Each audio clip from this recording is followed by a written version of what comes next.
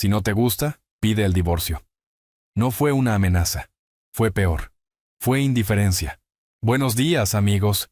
No les robaré mucho tiempo. Solo quiero pedirles que me ayuden a alcanzar el objetivo de 5,000 suscriptores y que se suscriban a mi canal Historias de Engaños. Espero que les guste la historia de hoy. Por favor, denle a me gusta y compartan el video con sus amigos. Les agradezco mucho a todos por ver el video. Que lo disfruten. Lo dijo sin levantar la voz, como si me estuviera indicando la salida de un supermercado. Como si nuestra historia pudiera cerrarse igual que una puerta automática. En ese instante, entendí algo brutal. 8 años pueden evaporarse en 5 palabras, si a la otra persona ya no le importa. Me llamo Javier, tengo 31 años, y soy técnico de mantenimiento industrial en una nave logística a las afueras de Valencia. Trabajo con motores desde que era un crío.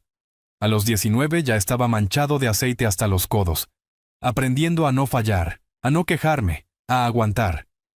Siempre pensé que eso era ser un hombre fiable. Conocí a Laura cuando yo tenía 23. Ella estaba en la recepción de una clínica privada, cerca de la avenida donde trabajaba. Tenía una forma de sonreír que te hacía sentir elegido. Una ligereza que te hacía creer que todo iba a ir bien si te esforzabas lo suficiente. Me equivoqué.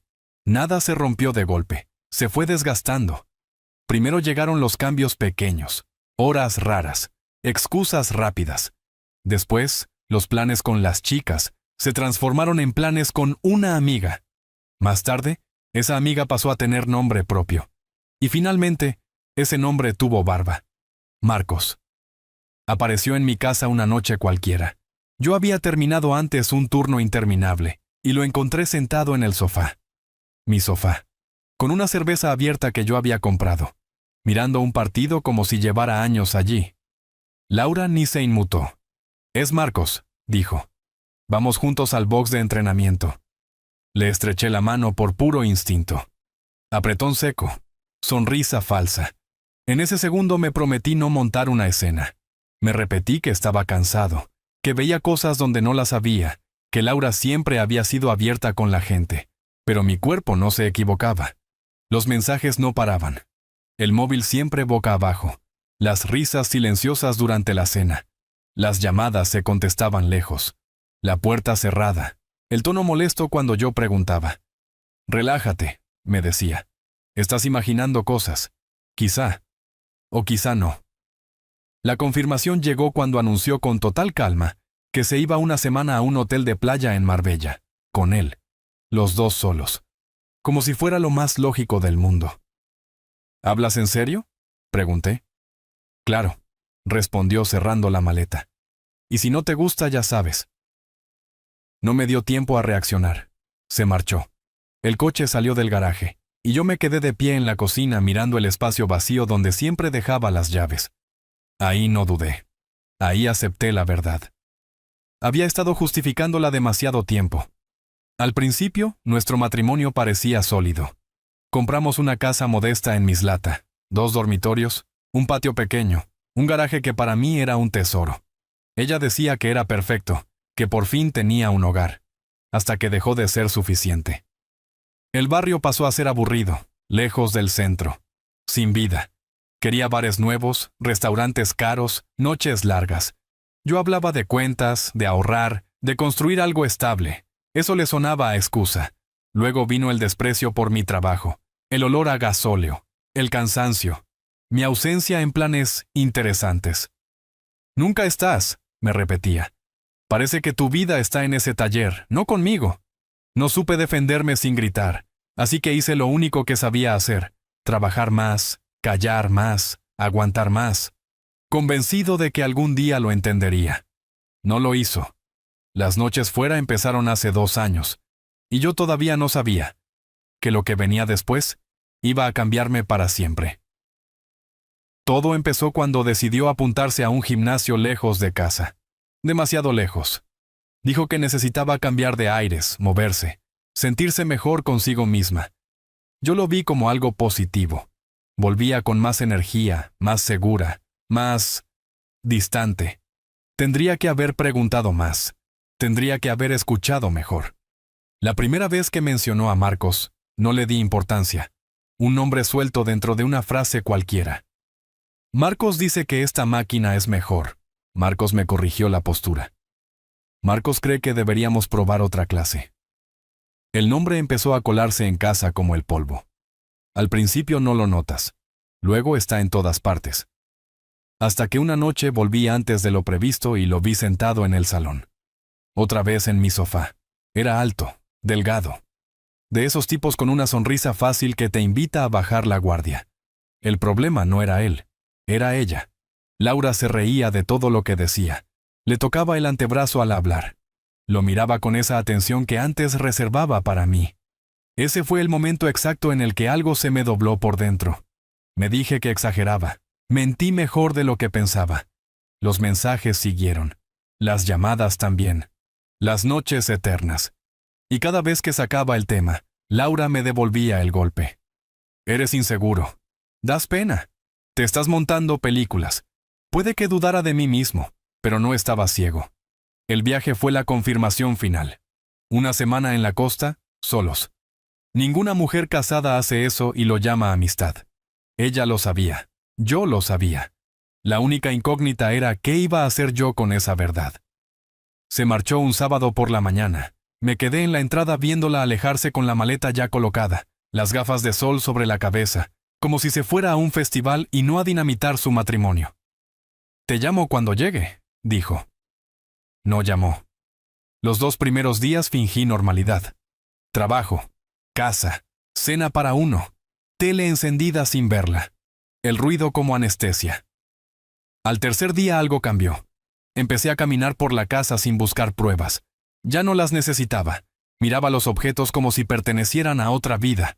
Las fotos de la boda, la vajilla que elegimos juntos en un centro comercial de Aldaya, la manta que su madre nos regaló cuando nos mudamos. Todo parecía prestado. Todo parecía falso. El cuarto día llamé a Rubén, un compañero del trabajo que había pasado por un divorcio limpio. O eso creía entonces. Vino con cervezas y se sentó conmigo en el patio trasero mientras hablaba sin parar. ¿Y ahora qué?, me preguntó. Ella me dijo que pidiera el divorcio si no me gustaba. Rubén asintió despacio. ¿Y lo vas a hacer? Sí, no dudé. A la mañana siguiente llamé a una abogada. Elena. Despacho pequeño en el centro de Valencia. Fue directa, sin compasión innecesaria. Me explicó lo justo. Me preparó todo. Los papeles estuvieron listos al día siguiente. Firmé un jueves por la tarde. La mano firme. La cabeza clara. Habrá que notificárselo, dijo. O puede firmar cuando vuelva. Firmará, respondí. Fue idea suya. Volví a casa y empecé a recoger sus cosas, sin rabia, sin prisas, como quien hace inventario antes de cerrar un negocio. Ropa, zapatos, maquillaje, joyas, libros sin abrir, revistas olvidadas. Lo guardé todo con cuidado en las maletas que habíamos comprado para nuestro viaje de luna de miel. Ironías que ya no dolían. Las dejé junto a la puerta. Después me senté en la cocina a esperar. Volvía el domingo. Tenía 2 días para dudar, 2 días para arrepentirme. La duda duró horas. El viernes por la noche lo supe con absoluta calma. Se había acabado. No estaba furioso, no estaba roto, solo estaba vacío de ella. Hay puertas que se cierran solas, y otras que tienes que cerrar tú, sin hacer ruido. El domingo, a las 4 en punto, oí su coche entrar en el camino. Yo estaba en el salón, hojeando una revista que no estaba leyendo, y sonreí por primera vez en semanas, porque ella aún no lo sabía. Pero la historia ya no estaba en sus manos. El coche se detuvo. Un portazo seco. Luego, la cerradura. Laura apareció en el umbral como si regresara victoriosa de algo que solo ella entendía. Bronceada, relajada, sonriendo. «Hola», dijo, dejando el bolso en la consola. «¿Me has echado de menos?». No contesté. Entró al salón con esa energía artificial que se trae de los hoteles caros. El sol le había aclarado el pelo. La piel tenía ese brillo que no se consigue durmiendo en casa. Se sentó frente a mí, cómoda. Demasiado cómoda. El hotel era espectacular, la playa. Perfecta, agua transparente. Ni una nube en toda la semana. «Suena bien», respondí. Se quedó quieta un segundo. Me observó. «Estás raro. ¿Qué te pasa?». «Nada». «Entonces, ¿por qué me miras así? como si estuvieras enfadado. Cerré la revista con calma y la dejé sobre la mesa. Ya hablamos de esto antes, dijo cruzándose de brazos. Marcos y yo somos amigos. Tienes que superarlo. Ese rollo de los celos cansa. Me levanté despacio. Caminé hasta la entrada y señalé las 2 maletas apoyadas contra la pared. ¿Y eso?, preguntó. Tus cosas. La sonrisa se le quebró, apenas 1 milímetro. ¿Cómo que mis cosas? Ropa, zapatos, lo necesario para cuando te vayas. Se rió, pero no sonó segura. Javier, ¿qué estás diciendo? Saqué los papeles del bolsillo trasero y se los tendí. Me dijiste que pidiera el divorcio si no me gustaba el viaje. Eso hice. Los miró como si fueran ajenos, como si no estuvieran escritos en su idioma. Los desplegó, leyó, y el color empezó a abandonarle la cara. Esto es una broma, susurró. No puedes hablar en serio. Sí puedo, y ya lo hice. Alzó la vista, confusión, luego incredulidad, y finalmente, miedo. Los firmaste, dijo. ¿Cuándo? Ayer. Negó con la cabeza. No, no puedes hacer esto. Llevamos 8 años casados. ¿Vas a tirarlo todo por un viaje? Por tus palabras, corregí. Fueron tuyas, no mías. El bronceado ya no disimulaba nada. No lo decía en serio. Estaba frustrada, balbuceó. Te pusiste obsesivo con lo de Marcos. No voy a volver a pasar por esto, dije. Ni las discusiones, ni las excusas, ni que me hagas sentir como un loco por ver lo evidente. Silencio. Se quedó sentada mirando los documentos. Yo no añadí nada, no hacía falta. Todo estaba ahí, el reparto, los plazos, el final. Elena había sido precisa. ¿Lo planeaste mientras yo estaba fuera?, preguntó al fin. Te fuiste una semana. Yo la aproveché. Esto no es justo. Tampoco lo han sido los últimos 2 años. Se encogió, como si el golpe hubiera sido físico. ¿Qué estás insinuando? Que no soy idiota. Vi los mensajes. Escuché las llamadas. Te vi cambiar cada vez que decías su nombre. Somos amigos, repitió, pero ya no convencía ni a ella misma. Entonces, ¿por qué no fui invitado? ¿Por qué nunca quedamos los 3? ¿Por qué siempre a solas? ¿Por qué te ponías a la defensiva con cada pregunta? Apretó la mandíbula. Porque siempre me acusabas. Yo preguntaba, ¿no es lo mismo? Se levantó de golpe, arrugó los papeles en su mano. Por primera vez, no tenía nada que decir. Y yo supe algo con absoluta claridad. La verdadera ruptura no había sido el viaje. Había sido el momento exacto en que dejé de justificarla. Estás exagerando. Siempre lo haces, escupió. Por eso necesitaba alejarme de ti. ¿Alejarte?, repetí. Ahora lo llamamos así. Es imposible hablar contigo, continuó. Y contigo es imposible confiar. Ahí fue cuando la vi dudar. Solo un segundo, un parpadeo. La culpa intentando asomar antes de ser tapada por la rabia. No tienes derecho a esto, dijo. No puedes echarme de mi propia casa. Sí puedo, respondí. La casa está a mi nombre. La hipoteca la he pagado yo, cada mes. Tú dejaste de aportar hace 2 años, cuando decidiste dejar el trabajo para encontrarte. La mandíbula se le tensó. Eso no es justo. Nada de esto lo es, pero aquí estamos. Dio un paso hacia mí, alzando la voz. No voy a firmar esos papeles. No es necesario, dije. La ley concede el divorcio igual tras el periodo de separación. Ya está todo en marcha. Parpadeó. ¿Te has buscado una abogada? Me dijiste que pidiera el divorcio. ¿Qué esperabas? ¿Que improvisara? Ahí le cayó encima la realidad, de golpe, fría, pesada. Ya no era un juego ni una amenaza. Era irreversible. Javier, bajó la voz casi suplicando. Podemos hablarlo, arreglarlo. Dejaré de ver a Marcos. No, respondí con calma. No me pidas otra oportunidad. Solo una, insistió. Has tenido 8 años, y los 2 últimos los tiraste a la basura. No voy a seguir esperando a que decidas si valgo algo. Los ojos se le llenaron de lágrimas. A esas alturas ya no sabía si eran sinceras o estratégicas, y para ser honesto, ya no me importaba. Coge tus maletas, dije. Llama a quien quieras, pero esta noche no duermes aquí. Durante la hora siguiente lo intentó todo. Primero llegaron los sollozos desordenados, lágrimas reales, de esas que desfiguran la cara. Decía que me quería, que se había equivocado, que Marcos no significaba nada, que nunca volvería a verlo. La escuché sin interrumpir. Cuando terminó, le tendí un pañuelo y señalé la puerta. Después vino la furia. Me gritó que era un monstruo, que no tenía corazón, que estaba destruyendo el matrimonio sin luchar.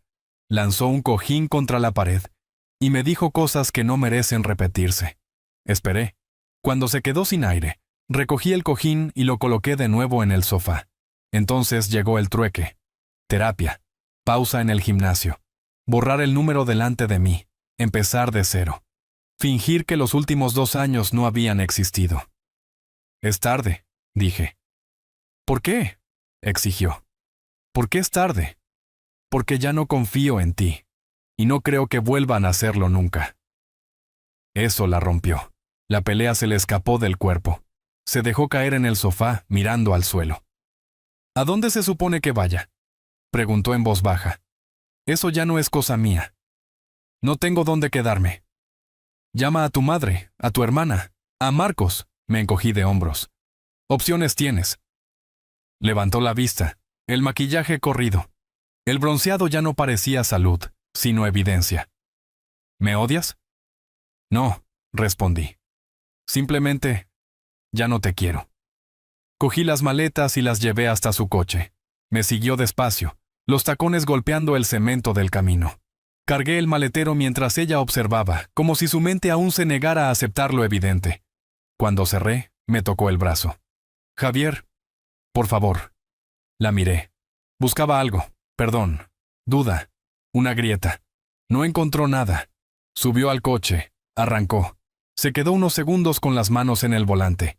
Luego salió del camino y desapareció. Yo me quedé allí hasta que las luces traseras se perdieron en la esquina. Entré. Cerré la puerta. Giré la llave. La casa quedó en silencio. Un silencio distinto. No vacío.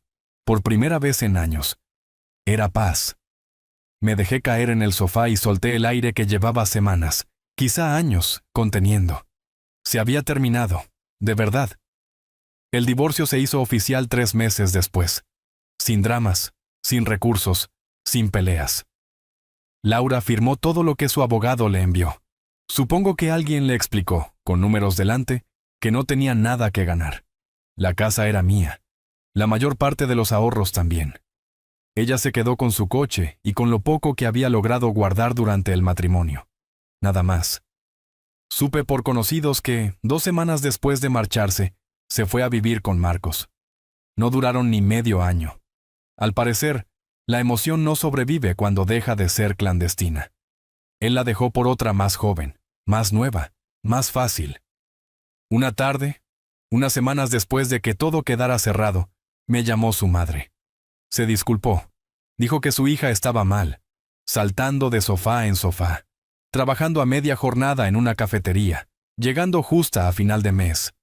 Me preguntó, con la voz cansada, si existía alguna posibilidad de que me replanteara las cosas. Dije que no. Suspiró, como si ya conociera la respuesta antes de preguntar. De Laura no volví a saber nada directamente, ni llamadas, ni mensajes, ni escenas tardías frente a mi puerta. Creo que entendió, al fin, que hay puentes que no se reconstruyen. En el trabajo, los compañeros organizaron algo pequeño cuando el divorcio fue oficial. Una barbacoa improvisada en casa de un amigo. Nada especial. Carne, cerveza y silencio cómodo. En un momento, alguien levantó la botella. Por saber lo que vales, dijo, y por no dejar que nadie te lo haga olvidar. Brindé. La cerveza sabía distinta. Sabía a libertad. Pasó un año. Me quedé con la casa. Pinté el dormitorio. Cambié el suelo del salón con mis propias manos. Quité todo lo que no me representaba. El lugar empezó a respirar, como si hubiera soltado un peso invisible.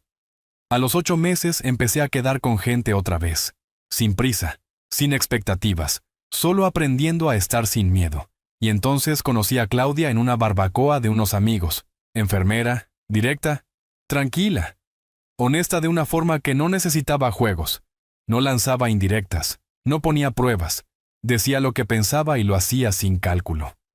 Fuimos despacio. Los dos sabíamos por qué. Me crucé con Laura una vez, más de un año después del divorcio. Estaba detrás de la barra de aquella cafetería. Se la veía cansada. El bronceado había desaparecido. La piel tenía ese tono apagado de quien ha aprendido tarde. Me vio. Se quedó quieta. Asentí con educación, pedí mi café, me fui. No quedaba nada que decir. A veces pensaba en ella, no con rabia, con distancia. Había apostado a que yo siempre estaría ahí, a que mi amor no tenía límite, a que podía empujar sin consecuencias. Se equivocó. Ella perdió una casa, un matrimonio y un futuro que daba por seguro.